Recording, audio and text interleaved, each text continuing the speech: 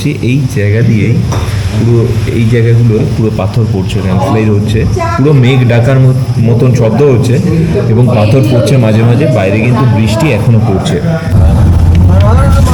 হর হর মহাদেব।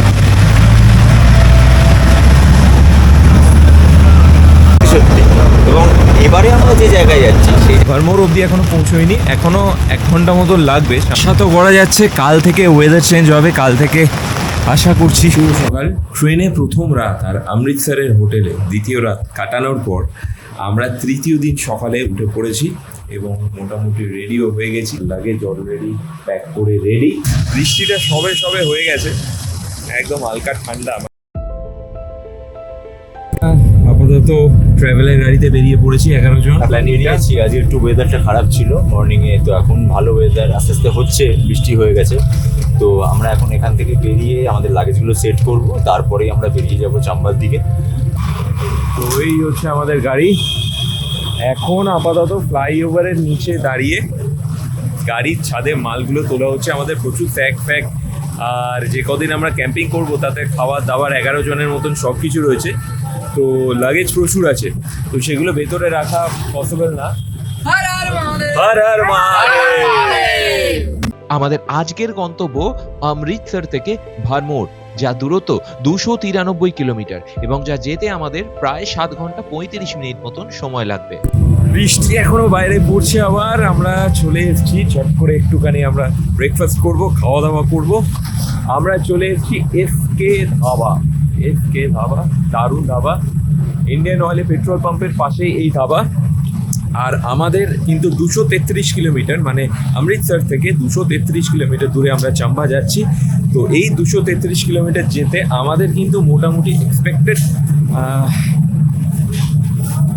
5.5 থেকে 6 ঘন্টার মতন টাইম লাগছে। তো আমরা মোটামুটি প্রায় 2 থেকে 3টের মধ্যে আমরা কিন্তু চাম্বা পৌঁছে যাচ্ছি। আচ্ছা, এর আগে কি আপনি এসকে ধাবায় খেয়েছেন? First time. আলু পরাটার সাথে হচ্ছে এটা একটা পেঁয়াজ আর মনে হচ্ছে ধনেপাতা টাইপের কিছু একটা দিয়ে একটা চাটনি টাইপের, চাট টাইপের করা। আরে এই অমৃতসরে তো এটাই তো ফেভারিট। চাটটা কিন্তু সলিড খেতে, মানে পুরো ধনেপাতা আর আরো কিছু দেয়া আছে।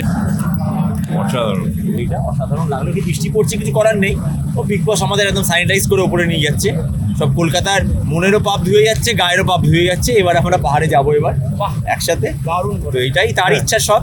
চলুন তাহলে যাওয়া যাক। পরে আবার রাস্তায় ছবি তো দেখাবেই সৌমদীপ, তারপরে আরো লাঞ্চে একসাথে হবে। নেক্সট গন্তব্য আমরা চাম্বা। আমরা যতটা পারি এগিয়ে যাবো। চাম্বা নিয়ে আমি চাম্বার, এটা চাম্বা দেবী, ও চাম্বার বিশেষত্বটা কি? চাম্বা দেবী, ওখানে নানা রকম মন্দির আছে। কাঁকড়া দেবী থেকে চাম্বা দেবীটার ডিস্টেন্স খুব কম, তো ওই জায়গাটা, হ্যাঁ, তো ওখানে আমাদের দেবী বলা হয়। কারণ আমরা মোটামুটি যেভাবে দেখি, আমাদের 3টে দেবভূমি বলা হয় ভারতবর্ষে। সেটা হিমাচল প্রদেশ একটা বলে, উত্তরাখণ্ড একটা, আর কেরালা। এই 3টে হচ্ছে ভারতবর্ষের একদম দেবভূমি বলতে গেলে। তো আমরা এখানে দেবীর আরাধনা বেশি পাই, মানে হিমাচল প্রদেশে এসে। কিন্তু আমরা শিবের আর বেশি পাই আমরা উত্তরাখণ্ডে গেলে। তো সেই হিসেবে আমরা ভাগ করেছি। এখানে নানা রকম দেবী আছে, এখানে দেবীর আরাধনা বেশি হয়। তো আর শিবের অধিষ্ঠান সারা বিশ্বের। এখন আমরা শুধু ভারতবর্ষে আটকে নেই, সারা বিশ্বে। আর কদিন পরে আমরাও যেতে পারবো, আমরা আশা করছি। যে আমাদের এখন আমরা মণিমাস কৈলাস যাচ্ছি, এরপরে আমরা এই রাস্তাটা আমাদের চায়নার সঙ্গে ঠিক হয়ে গেলে তিব্বতের আমরা ওটাও যেতে পারবো। মানস সরোবর আমরা পুরনো জায়গা দিয়েও যাব। এবং তারপরে পাকিস্তানের সঙ্গে ঝামেলা মিটে গেলে বা পেয়ে গেলে ওই জায়গাটাতে আমরাও ঠিক হিংলাজ চলে যাবো। নানা দেবী, একদম। ভারত মাতা কি জয়।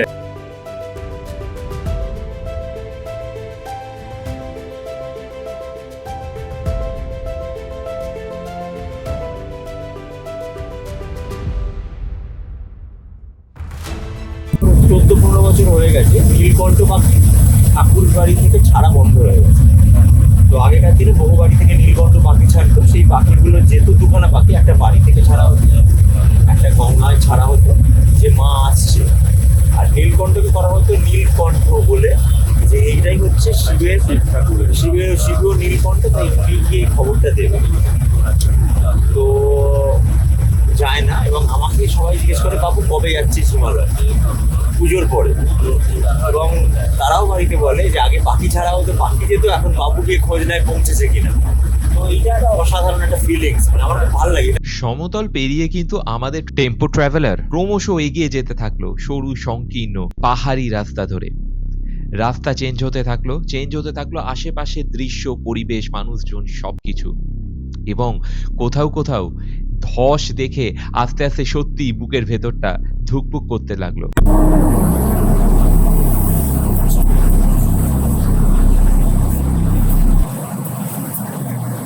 এর জন্য এই রাস্তাটা, চাম্বা যাওয়ার এই রাস্তাটা বন্ধ, আর প্রচণ্ডই বৃষ্টি হয়ে যাচ্ছে, মানে ঝিরঝির করে বৃষ্টি হচ্ছে।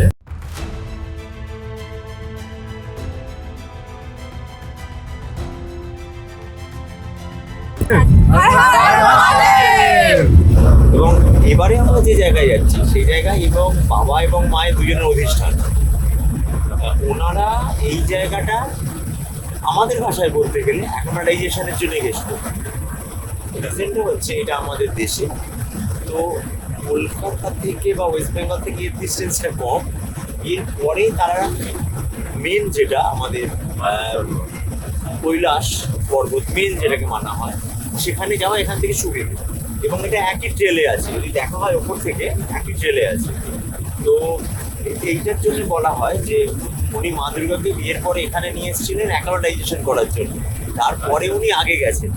এবং আমরা জানি প্রথম বিয়ের পর যদি কোনো বউ বাড়িতে আসে বা কোনো তার জায়গায় যায়, তো উনি রান্না করে খাওয়ায়।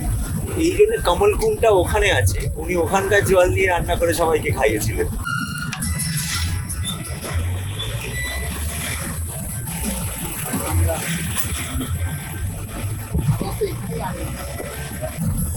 চাম্বা আমরা পৌঁছে গেছি, আর ঠান্ডা অনেকক্ষণ ধরেই বেশ লাগছে, তো আর থাকতে না পেরে এবার জ্যাকেটও বেরিয়ে গেল।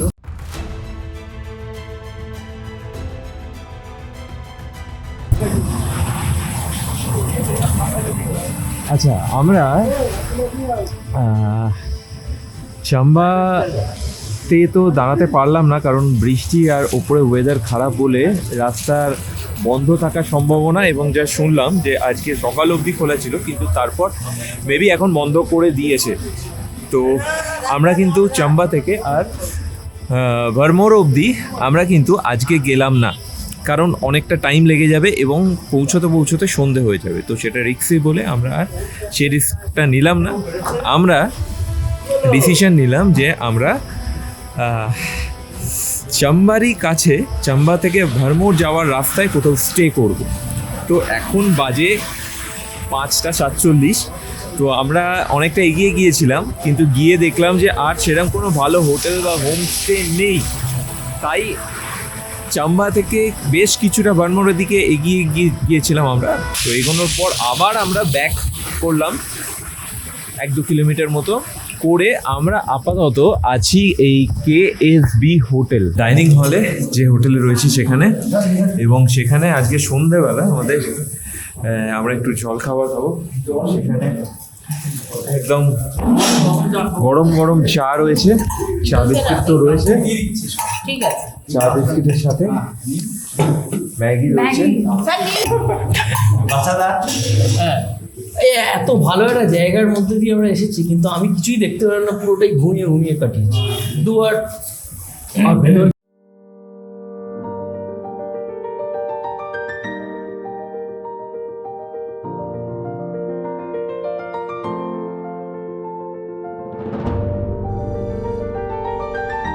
দারুণ একটা ডিনার খাওয়ার পর এখন কিন্তু সবাই আমরা কোজাগরি লক্ষ্মী পুজোর চাঁদ দেখতে, পূর্ণিমার চাঁদ দেখতে ব্যালকনিতে এসেছি। জানি না আমার ছোট ক্যামেরায় কতটা সেটা ধরা পড়বে।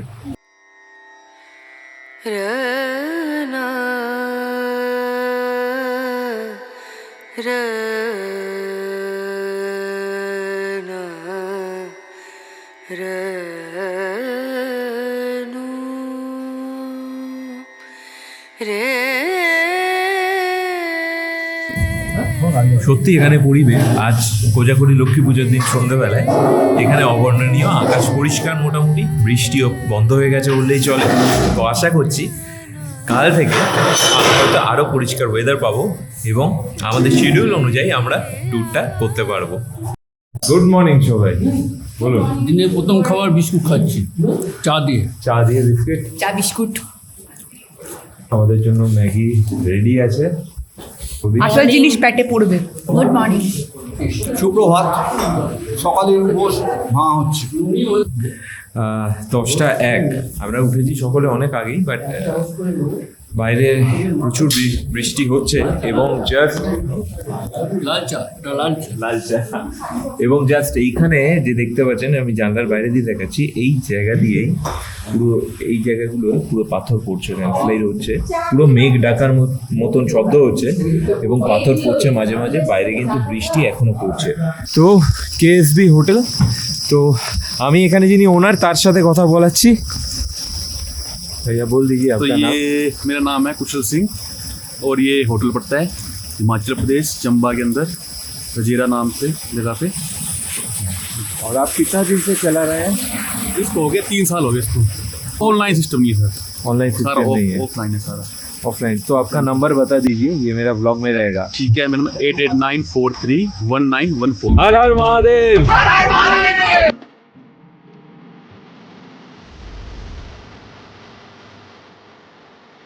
আজকে রাস্তা কিন্তু গতকালের থেকেও কঠিন, অনেক জায়গায় ল্যান্ডস্লাইড হয়ে রয়েছে আর কোথাও কোথাও তো রাস্তার অনেকটা অংশই নেই।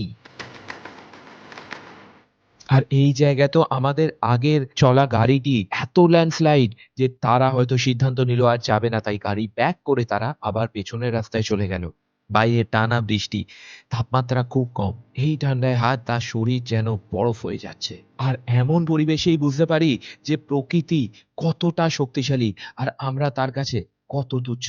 কিন্তু তবু মনে একটাই বল, হর হর মহাদেব।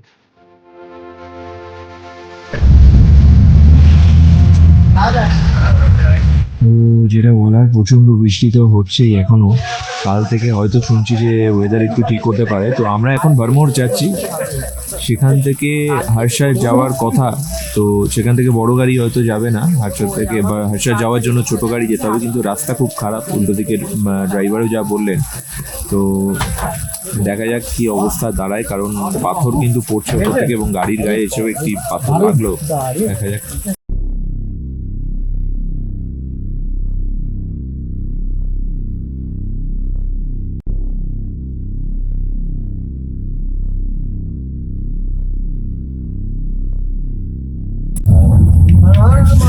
হর হর মহাদেব। মানুষের ভক্তিতে ঠিক কতটা শক্তি তা এখানে না এলে আর এই দৃশ্য না দেখলে হয়তো বুঝতে পারতাম না। যেখানে আমরা আধুনিক গাড়ি চড়ে শীতের পোশাক পরেও শীতে কাঁপছি, কষ্ট পাচ্ছি, সেখানে এই ব্যক্তি, এই মানুষটি কিন্তু খালি পায়ে বৃষ্টির মধ্যে এই পাথরে ভরা বিপদসংকুল রাস্তার মধ্যে দিয়ে কাঁধে বাঁক নিয়ে একা একা হেঁটে চলেছেন ভোলে বাবার উদ্দেশ্যে। এই আমার ভারতবর্ষ, এই আমাদের সনাতন ধর্ম, আর এই আমাদের ভক্তি।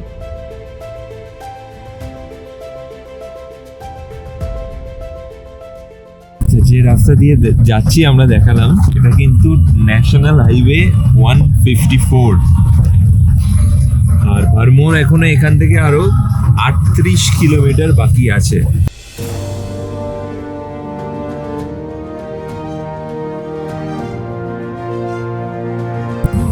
তো এই সামনে এখানে রাস্তায় কিছু পাথর হয়তো আগে পড়েছে, তো সেই পাথরগুলো ক্লিয়ার করার কাজ চলছে বলে আমরা গাড়ি একটু দাঁড় করিয়েছি।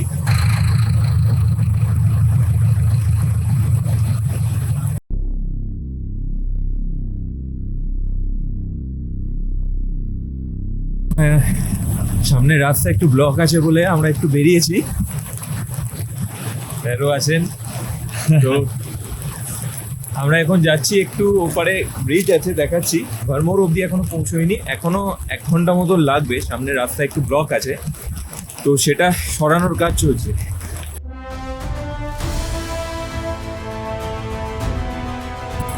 চায়ের দোকান রয়েছে, যদি কোনোভাবে চায়ের বন্দোবস্ত আমরা করতে পারি।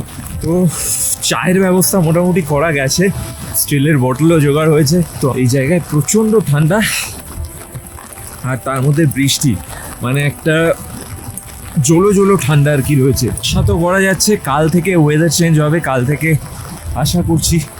তো আমরা এখান থেকে বেরোবো, গিয়ে ভ্রমর গিয়ে ওখানে আমরা ব্রহ্মাণী দেবীর মন্দিরে যাব দর্শন করতে, মানে বলতে গেলে মা দুর্গার মন্দির। তো ব্রহ্মাণী দেবীর কাছে গিয়ে আমরা দর্শন করে পুজো দিয়ে আজকে মনে হয় ব্রহ্মণী থাকতে হবে। কালকে সকালবেলা আমরা গাড়ি নিয়ে হরসর গিয়ে তারপর ওখান থেকে আমাদের ট্রেকটা স্টার্ট করবোই কালকে, সেটাই প্ল্যানিং আছে। দেখা যাক, সবই মা দুর্গা আর ভোলেনাথের কৃপা। হর হর মহাদেব।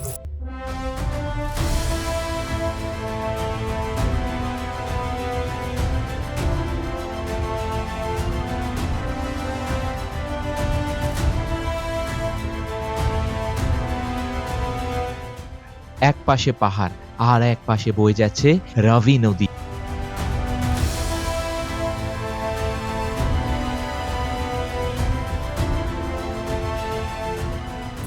এইটাও মণিময়, এবং মা দুর্গা এবং শিব এখানে অধিষ্ঠান করে বলে মণি রূপে। সেই জন্যে রাত্রিবেলা এখানে সূর্য নেই, চাঁদ নেই, তা সত্ত্বেও 2-2-2:30টার সময় মণিটা দেখা যায় ফার্স্ট। এবং আরেকটা কথা হচ্ছে, ওনারা দুজনে ওখানে আছে যাতে ডিস্টার্ব না করে। মৌন থেকেও মণির একটা মিল আছে। এবার পালা এক পাহাড়ি টানেল পেরোনোর। এই টানেল পেরোতে পেরোতে বারবার মাথায় আসছিল যে মানুষ কত কষ্ট করে, কত ধৈর্য ধরে এই পাহাড়ি রাস্তা বা এই পাহাড়ি টানেলগুলো তৈরি করে। আর এই টানেল বা এই রাস্তায় সত্যি সত্যি গাড়ি চালানো কিন্তু মোটেও সহজ না। আর তাই আমাদের ড্রাইভার দাদা গগনজিকেও অনেক ধন্যবাদ, স্যালুট। এই জাস্ট এইখানে একটা ভিউ পয়েন্ট গেল, যেখান থেকে কিন্তু এখান থেকেই মানি মহেশ কৈলাস এই সোজা বরাবর দেখা যায়। এখন মেঘের চোটে মানে কুয়াশায় মেঘে কিছু দেখা যাচ্ছে না, তো আমরা ওই জন্য না দাঁড়িয়ে বেরিয়ে গেলাম। তো ওই জায়গাটায় শিব ঠাকুরের মূর্তি করা আছে, সাজানো আছে, ওখান থেকে দেখা যায় বলে, মানে ফার্স্ট ওখান থেকেই দর্শন করা যায় আর কি। আমরা ভরমোর পৌঁছে গেছি। এই সামনে দেখতে পাচ্ছেন ব্রহ্মাণী দেবী যাওয়ার মন্দিরের গেট। তো এখন বাজে হচ্ছে 3:28, 3:30 বাজে। তো আমরা পৌঁছেছি, এখন 3:46 বাজে। আমরা ভ্রমর পৌঁছে গেছি এবং প্রচণ্ড ঠান্ডা। জানি না, হয়তো এখানে ঠান্ডা হয়তো 4-5 ডিগ্রি হবে, के गए কিছুটা। हेलो जी, गगन जी पूरे रास्ता हम लोगों को ले आया। तो गगन जी कैसा लगा ये रास्ता, ये ठंडा, ये कैसा लगा आपको? दादा ये इसमें पता है क्या है, ये ठंडी ना हम 2008 से झेल रहे हैं। अच्छा, 2008 क्योंकि मेरा अभी ऐसा एक्सपीरियंस हो गया कि रोड कैसा भी हो उसको सेटल कर लेते हैं। अच्छा, ঠিক আছে, কানটা খুলে রাখবে সবাই, কেউ কান চাপা দিও না। আপেল ডিস্ট্রিবিউশন চলছে। অ্যাডাম আপেল সুন্দর আপেল, অ্যাডাম। আমরা এখন আপেল খাচ্ছি।